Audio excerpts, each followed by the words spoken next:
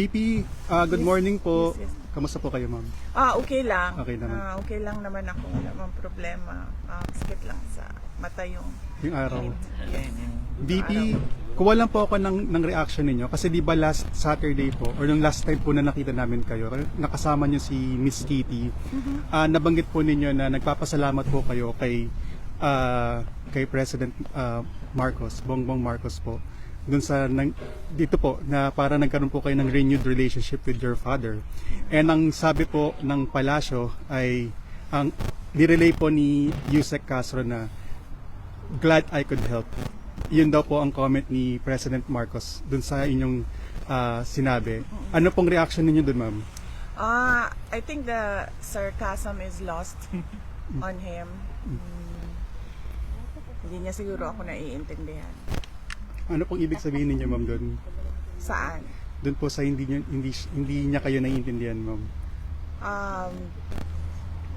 Hindi niya siguro naiintindihan na ang duty and obligation niya ay para sa bayan, hindi para ayusin ang mga problema ng personal na mga problema ng mga pamilya. The sarcasm was lost on him.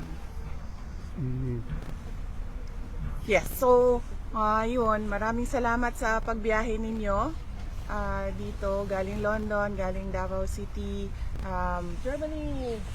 Germany. 9 hours drive. 9 hours drive. Yeah. So kung i-drive ang London, gaano katagal 7 yun? hours po. Mas mabilis pala. Talaga? 7 hours. That Yes. included The English channel. ferry and the... Oo. Oo. So yes, maraming salamat at alam ko lahat kayo busy, mayroong kailangan gawin pero you allotted time to visit The Hague and visit the ICC Detention Center kahit hindi makita ni Pangulong Duterte. Pero kumusta na? Yung pagbisita ninyo, pumunta pa rin kayo. At pag pumapasok kami doon sa loob, sinasabi namin lagi sa kanya na merong mga kababayan na nasa labas na nagpapakita ng suporta sa kanya. Kumusta na siya? Hindi ko siya nakita. Nakita ko siya nung Tuesday. Hindi ko siya nakita today. Ang schedule ng pagbisita ngayong araw na ito ay kay Hanilet at kay Veronica. Any update with the case, VP? Hindi niyo ba nakausap si Well, I think he's lawyer? just only limit with answers, Attorney Kaufman, in terms of... Ang sabi po ni Attorney Kaufman, either today raw po or Monday lalabas yung listahan ng defense team. So lalabas daw po 'yon sa court records either today. Pero napag-usapan po ba ninyo to ni Attorney Kaufman? Yes, napag-usapan namin pero sila na lang siguro mag-update sa inyo kung ano yung mga ginagawa ng mga lawyers. So kung sinabi niya na ilalabas nila yung mga pangalan ng mga lawyers at personnel na kasama doon sa team, antayin na lang natin na lumabas yung document. Ma'am, nabanggit niyo rin po last time na sabi niyo po na inaayusin niyo lang po ang system dito sa The Hague. Yung system po yung tungkol po dito sa case ni former president. And ngayon po, ma'am, nalalabas na po either today or Monday yung list ng names ng defense team. Ano pang inaasa ating action from your side, ma'am? Kayo po ba iuwi na ng Pilipinas or ano po bang gagawin ninyo ngayon, ma'am? Tapos na yung trabaho ko dito. Yung nakita ninyo kanina, pinasok ko na naka-green na envelope. Yun yung huling-huling document na hinihingi sa akin galing sa ICC Detention Unit. At nabuo na rin namin yung legal team, yung bagong lawyer, yung isa doon kanina ay na-meet na rin ni Pangulong Duterte ngayong araw na ito.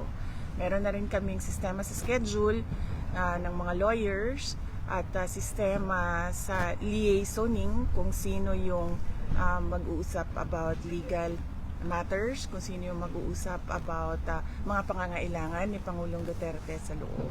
At naayos na rin namin magkakapatid yung scheduling ng kung sino yung maiiwan at darating sa susunod na 2 buwan. So that's April and May. So ngayon, nandito si Veronica.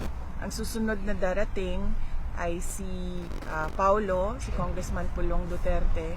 Kakakuha lang niya, kaka-approve lang ng kanyang visa. Nagpapasalamat kami sa tulong ng Dutch Embassy in the Philippines para makakuha siya ng visa niya to come here. So pag alis ni Hanilet, bago umalis si Hanilet, darating si Congressman Pulong Duterte. And hindi pa namin ma-confirm ang pagdating ni Mayor Sebastian Duterte, pero supposedly dapat siya yung susunod. Pag alis ni Congressman Pulong Duterte, dapat nandito na siya sa The Hague para kung ano man yung allowed na visits para sa pamilya dyan sa loob, ay meron lagi family member na pumapasok doon at nakakausap ni Pangulong Duterte at nakakapagbigay ng updates sa kanya kung ano yung nangyayari dito sa labas, kung ano yung nangyayari sa atin sa Pilipinas, sa ating bayan. Ma'am, magpapasintabi lang po ako sa next question ko, ma'am. Nabanggit po ninyo na sa darating po na 2 buwan ay meron pong mga kamag-anak, kapamilya po ng dating Pangulo na magbabantay or pupunta po dito sa The Hague. Sino po ang magpopondo nitong mga pagpunta po ng mga kamag-anak ninyo dito? Hindi namin napag-usapan yan. Kasi meron namang trabaho lahat. Si Hanilet ay merong mga negosyo. Ako, meron akong trabaho, may sweldo ako. Meron din akong other income na tinatawag. Ang aking kapatid na si Congressman Pulong ay meron ding trabaho. And meron ding sweldo si Mayor Baste. So, hindi namin napapag-usapan yung pera. So, ang tawag sa amin ay KKB. Kanya-kanyang bayan. Kanya-kanyang bayan. May pera nga kami. Yun din po ang napag-usapan. buong mundo, ma'am. Napag-usapan namin magkakapatid na hindi tumanggap ng donation at hindi humingi ng tulong. At kung kailangan man magbenta ng mga gamit, ay yun ang gagawin para magkaroon ng financial support sa aming kailangan gawin dito. Ma'am, Yes. may pronouncement si Senator Amy Marcos. Parang obviously, she's now no longer part of the administration party. Did she even communicate with you? Because we were friends before. We're still friends, ma'am. Opo.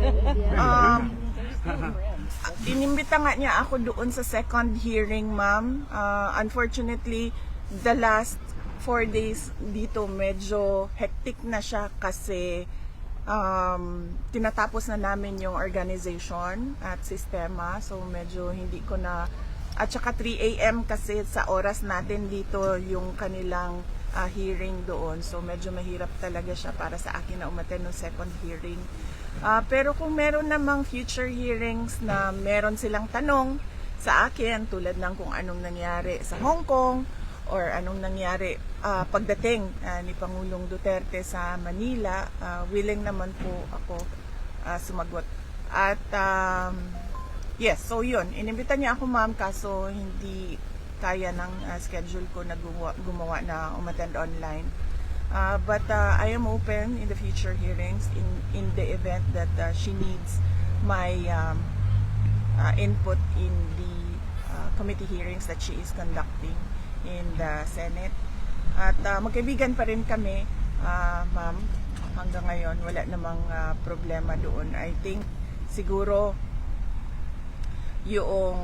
I would like to believe, I do not know her side, but I would like to believe that the friendship is already beyond politics dahil sa mga nangyari. Hindi magandang nangyari at meron pa rin kaming open lines of communication.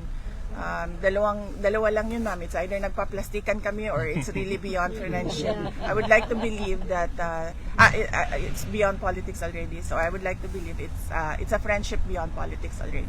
Vice President, there's a statement by the Senate President, Chis Escudero, that he said, as of February, you are now not a longer Vice President anymore.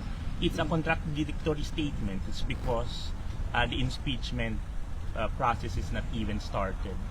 So how are you going to react with regards to his statement that you are no longer president as of February? Okay. So I've not read his statement, so I do not know the entirety of what he said, and if he did said that, I do not know the context of why he said that, so I will not comment on it at this point, but if I read the statement, I will let you know, sir. Okay, thank you. VP, pag-uwi po... One follow-up Ay, sige. question. Opo, ma'am. 3 years down the road, alliances. Medyo parang yung alliances mo when you did allied with the Marcoses now is no longer there. Are you still willing to make alliances with other political figures or families? Oh,